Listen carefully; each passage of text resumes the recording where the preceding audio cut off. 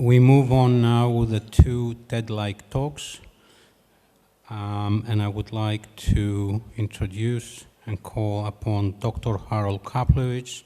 He's the founder and president of the Child Mind Institute. He would be speaking today about childhood mental illness towards a more sustainable approach. Dr. Koplewicz. Good afternoon, everyone. Before I begin, I just want to make a comment about the Stavros Niarchos Park and Cultural Center. I'm a New Yorker, so for me, it was the most phenomenal experience because it felt like Central Park, Lincoln Center, and Sesame Street all rolled up into one.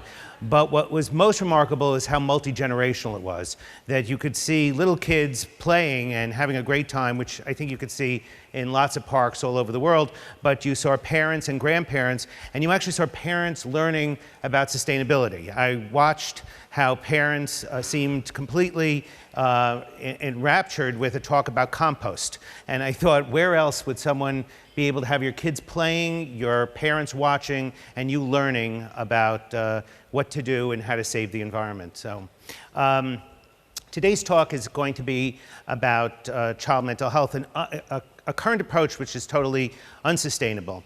So I want all the parents in the room to think for a second how you know the answers to when your son or daughter comes to your bed in the middle of the night and says, I don't feel well, my tummy hurts. You know what to do. You get out of bed, you go get the washcloth, you get the ginger ale, and maybe you get some Tylenol. And you hopefully don't wake up your spouse. You know what to do when your child says to you, I'm in pain. You pick up the phone, you call the pediatrician, you might go to the emergency room, you might get an x-ray. But what do you do when your child doesn't get invited to birthday parties? When your child is so nervous they can't leave the house? What do you pull out of the medicine chest then? What do you do when your child starts to fail at school and has no success and there seems to be no reason? Is it a wonder that parents get ashamed and also get angry? Because you see, there is no thermometer or x-ray for childhood mental illness or learning disabilities. And while we don't yell at a kid or get angry at a kid for having 102 temperature, we very often get very annoyed, upset, disgusted, as I said before, ashamed of the child who's not doing well, or who's misbehaving, or who's anxious and isn't performing. And so 5 years ago, we established the Child Mind Institute to shed light on the 20% of kids across the world who have one of these disorders and bring them out of the dark. Because as you'll see shortly, these are kids who suffer from very common illnesses. Their illnesses are very real and they're very treatable, but by and large, they get ignored. So in 2009, we established the Child Mind Institute, an institution that's exclusively dedicated to expanding our knowledge about the developing brain and how we treat kids with mental illness and learning disabilities. Now, in the United States, there are 17 million kids under the age of 18 who have or have had a learning disability, or more importantly, a mental illness, a real mental illness with debilitating symptoms. Now, what does that compare to? 17.1 million compared to 7 million kids with asthma, 7 million kids with peanut allergy, 200,000 with diabetes, and 11,500 with cancer. So therefore, mental illness are the most common illnesses of childhood and adolescence. And the thing that's important to remember is that 75% of all psychiatric illness occurs before the age of 24 and 50% before the age of 14. So the majority of people almost everyone seems to be above 24. So the psychiatric illnesses we can get now are we can get post-traumatic stress disorder, we might get depression, and we are more likely to get dementia than anything else. But the real debilitating illnesses come on early in life. Autism, ADHD, anxiety disorders, obsessive compulsive disorder. And on average in the States, the United States, which has one of the better mental health systems for children, it takes on average 2 years from the onset of symptoms before a parent goes and gets any kind of help for their child. The most common disorders are anxiety disorders, and the reason for that is that the kids are quiet. They know what's going on in their head. They may have thoughts that they can't get rid of. They may have to keep washing their hands. They may also be very fearful that something bad will happen to mom or dad. They might not be able to go to school. But by and large, or they're socially phobic. In fact, they're so pathologically self-conscious, there's a group of kids who are selectively mute. They'll talk to mom and dad, but they will not talk to other people who they see as strangers, including their teacher. The teacher sees that not as an anxiety, but a teacher sees that as a kid who's being oppositional or defiant. And those kids are at higher risk, all of those kids with anxiety disorders, to getting depression later on during their teen years. Their brain is being primed for depression, and they're more likely to abuse alcohol or other substances. The important part about this is that, unfortunately, the majority of these kids will never get treated. In fact, 80% of kids with anxiety disorders never get treated. 60% of kids with depression don't get treated. And we do a little bit better with ADHD and behavioral disorders because they're disruptive. They bother the other kids in class. They bother their parents. They bother their teachers because they're very non-compliant. But still, the costs of doing this, of ignoring these disorders, is tremendously high.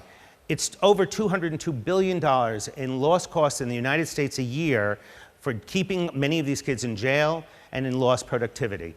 You also will find that 70% of the kids in the juvenile justice system meet the diagnostic criteria for a psychiatric illness. So we know where these kids are going. Because at risk, these kids go untreated, what happens is they're more likely to have academic failure, they're more difficulty with others, more likely to have school dropout, more likely to have teen pregnancy, and more likely to have unemployment later on in life, and certainly have more interactions with the juvenile justice system. And this is the cost that's really too high for any of us to pay. Every year, this past year it was 4,600, the year before it was 5,000 young people in the United States between the ages of 14 and 24 commit suicide. To make it worse, 600,000 young people show up in emergency rooms every year in the United States because of a serious suicide attempt. And people who attempt are more likely to complete suicide. Now, it's an incredibly dangerous age. Adolescence is not when you're supposed to die, and the leading cause of death for adolescents is accidents. The second is suicide, and the third is homicide. So what makes them so at risk? So the important part is that they don't have the same brains as adults. And most parents don't realize this. They don't realize that's the reason their kids are being so difficult, why no becomes such an important word in adolescence. But I want to tell you a story about a young man named Tyler Clementi, 19 years old, a freshman at Rutgers University, a public university in New Jersey. And he had the misfortune of having a terrible roommate who suspected that Tyler was maybe gay and wasn't sure if he was or wasn't gay. And the roommate put a camera in his room and filmed Tyler making out, kissing another boy. Nothing more, no other sexual act, just kissing.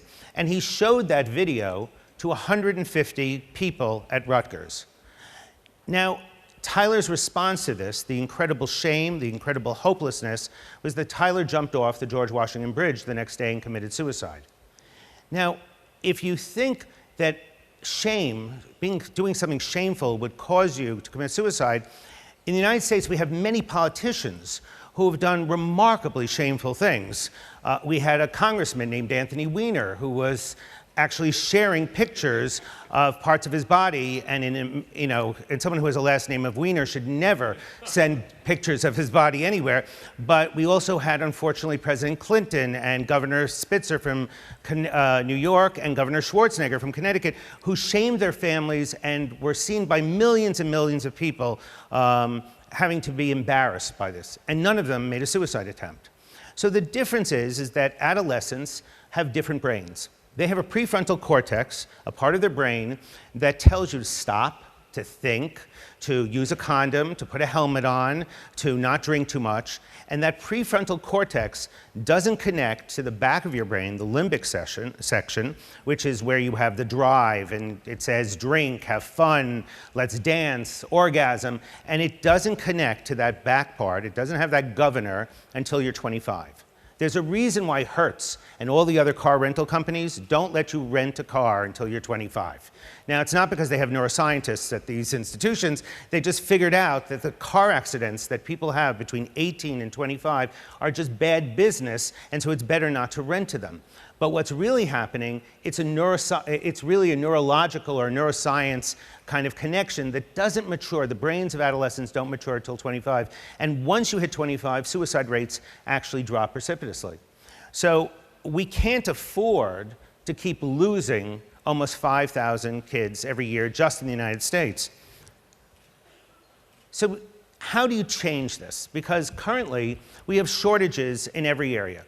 We have 17 million kids in the United States with psychiatric illness, and you have 7,500 child psychiatrists. You have 4,500 child psychologists, and you have too few school psychologists. So basically, you have a very small army to fight a very big set of diseases. You also have to recognize that these diseases are treatable. Yesterday, the group from Johns Hopkins was talking about evidence-based. We have evidence-based psychosocial interventions, and we have some medicines that actually work for kids who have specific disorders.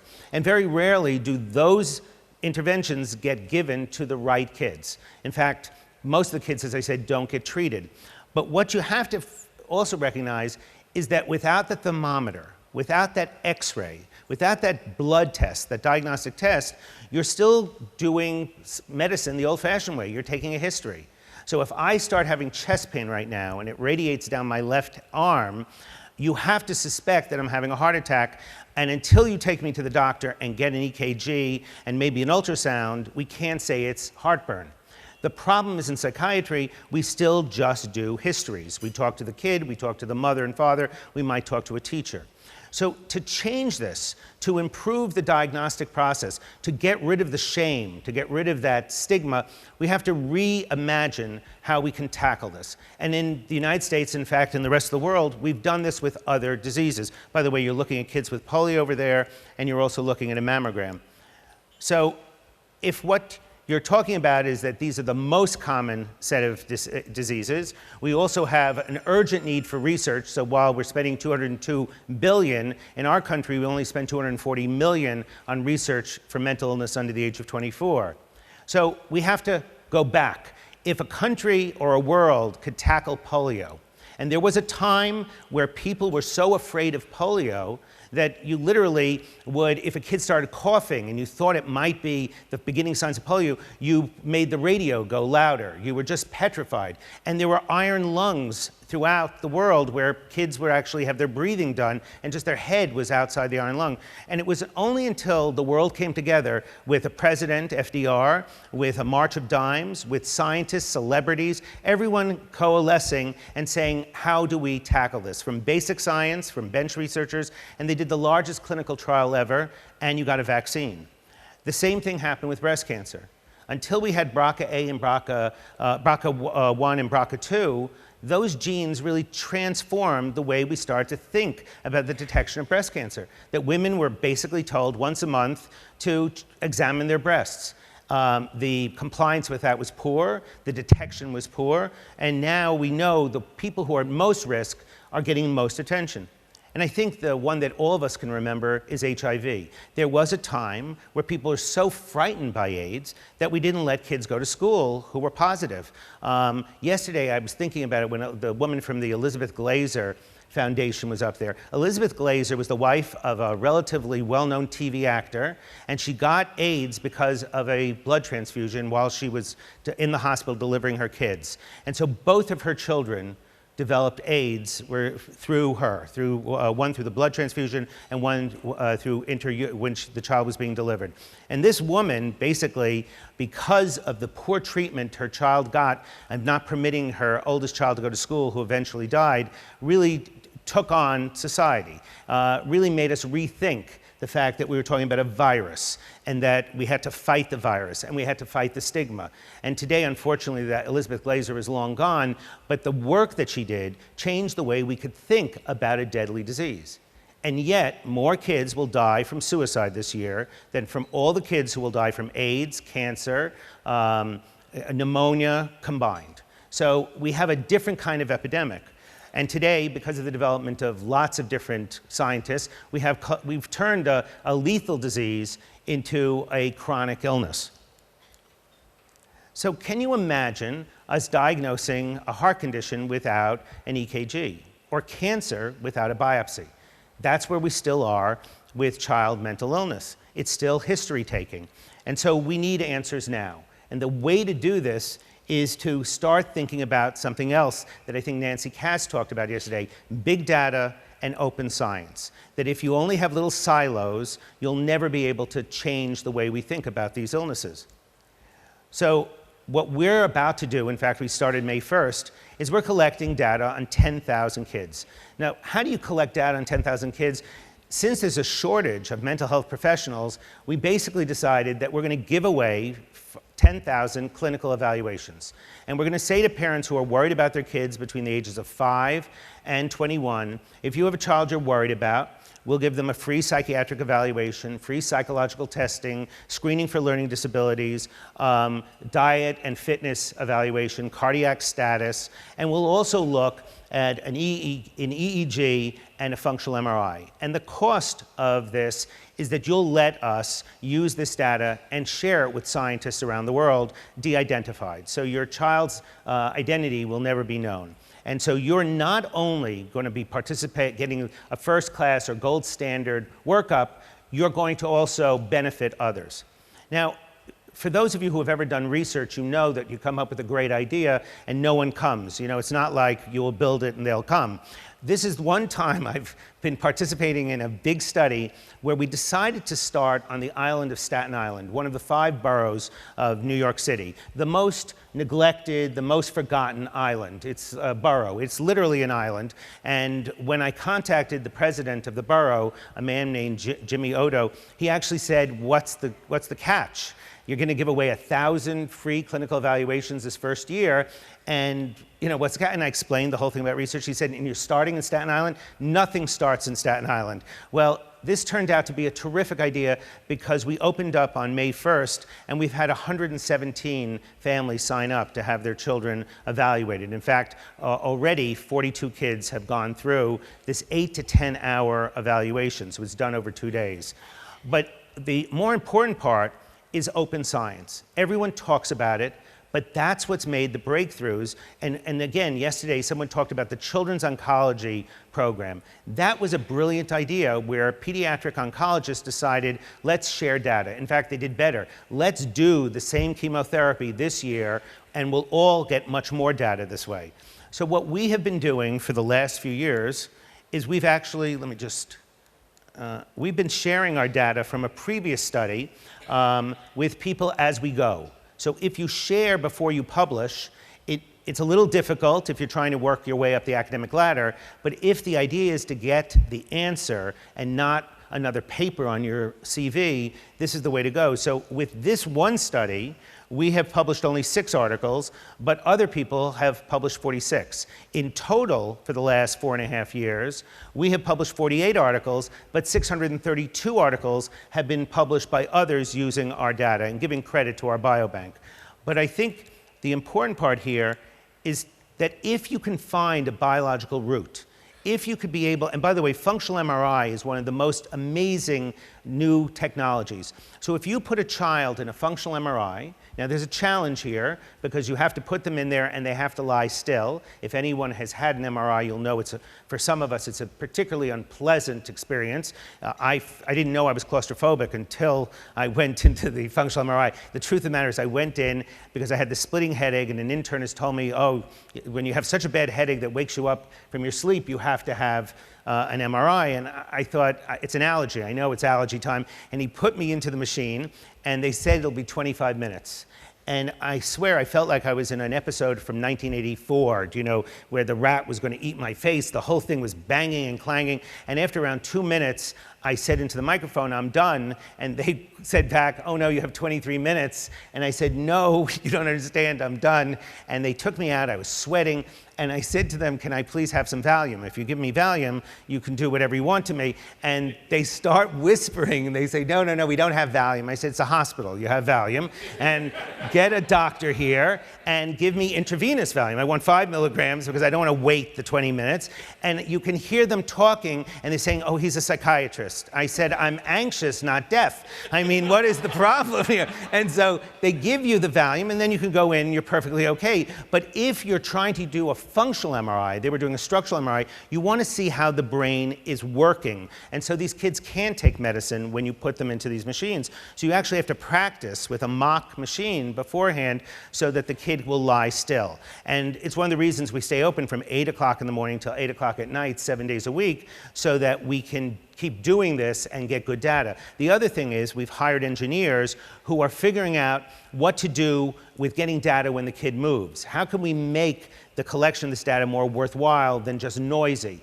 So it turns out that when you are lying still, or resting or sleeping, your brain is incredibly active. It is connecting to itself. In fact, your brain is dying to connect to different parts of your brain. And you're actually more active than when you're listening to me or when I am talking to you when you're at rest or at sleep. So it's a very powerful tool to do resting state functional MRI. And it turns out that our initial data on the first 1,000 kids we did in the last few years has shown there are different patterns of connections. And you can actually tell a difference between a group of kids who has attention deficit disorder with hyperactivity versus a group of kids who have attention deficit disorder without hyperactivity versus a group of kids who have autism with ADHD. Now, we can't tell individual differences, and that's why you need the 10,000. And you also need more scientists. You need computer engineers. You need statisticians. You need statisticians. You need geneticists. And frankly, one institution can't buy all those people. But if you have gold standard data, everyone will look at it. That's why 632 articles have been published. So we have a group of geneticists at Rockefeller. We have a group of statisticians at Johns Hopkins. We happen to have groups in Australia who are looking at our data literally as we're releasing it with the goal to see specific differences. And more importantly, once the 10,000 are collected, then you want people to start following a group of these kids over a longitudinal period. So I just told you what we're going to be collecting. Why cardiovascular fitness and nutritional and fitness data? There's no doubt there's a connection between obesity and psychiatric illness, but it goes both ways. Amazingly, kids who have attention deficit hyperactivity disorder, kids who move around more than average, kids who take psychostimulants, which decrease your appetite, Ritalin, over the long run are heavier than their matched controls. So there is no doubt that something is going on in both the cardiovascular system or in the way they're metabolizing food that we think it's important for us to look at this. Now, how do you do this? So we start on Staten Island, and we've decided that we're going to participate and hang out with people we wouldn't typically do. So it's politicians, it's baseball players. In fact, on July 4th, the Yankees have a minor league team in Staten Island, and so we're going to have Healthy Brain Network Day in Staten Island at the Yankees. And so instead of one person throwing out the opening pitch, we literally have 10 kids who've just finished the evaluation, and they're all going to throw the pitch at the same time, hopefully not to one catcher. And so the idea is that literally on the ferry that goes from New York to Staten Island, we're actually putting a sign up that's saying for free evaluations, who to contact. The goal being that if this first year we can meet the 1,000 that we want, then the second year you open up a site in Brooklyn, another site in Queens the following year. So over 5 years you'll be able to collect the 10,000, but more importantly, the data will be analyzed and mostly published on by others around the world. And the other piece is that we've decided to follow something that's been very effective here, and that's using a mobile unit. So typically, mobile units are used for pediatric care, for neurological care, but almost rarely, if ever, for psychiatric care. So we have a mobile unit which will go to parts in the beginning of Staten Island where people don't typically feel comfortable or want to go the 5 or 6 miles to the clinic where their kids will get a stress test, can get the EEG, can get their bloods drawn. We can set all of this up before they have to come to the clinic to finish the evaluation. So we're trying all different ways of, first of all, looking at an interesting clinical model. The other interesting part is, what do you do once you finish and evaluate these kids and they need treatment? So we have spent the last 6 months talking to people on the island of Staten Island who can provide evidence-based care. It turns out there aren't enough people there who can do it. It turns out people from Staten Island will not come to Manhattan. So we found out that they will go to Brooklyn, right over the bridge, and they will go to New Jersey. So we've identified providers in a distance that they're willing to travel to, so that in case a child gets identified and needs more treatment, we're building basically a mental health net that we hope will exist over the next 5 years, and hopefully even when we're finished with the research, that net will be something that New York will continue to use. So in closing, I just want to tell you that what we have now isn't sustainable. We have kids going to jail. We have kids dropping out of school. We have many, many kids, in fact, the overwhelming majority of kids who have these disorders, who go untreated. And untreated, the risk, not only for them hurting themselves or not being contributors to society, is exceptionally high. And if we talk about the fact of a social system, a social welfare system, the fact that we can ignore someone's mental health and not treat it with the same respect, the same robust research as we've been doing for physical illness, is truly a disservice not only to those children because they don't get to live the lives that they potentially could have, but it's also a tremendous disservice, both economically and morally, in my opinion, to our society, because there's this large group that never will be able to be active members and active contributors to what we hope the future holds. Thank you very much.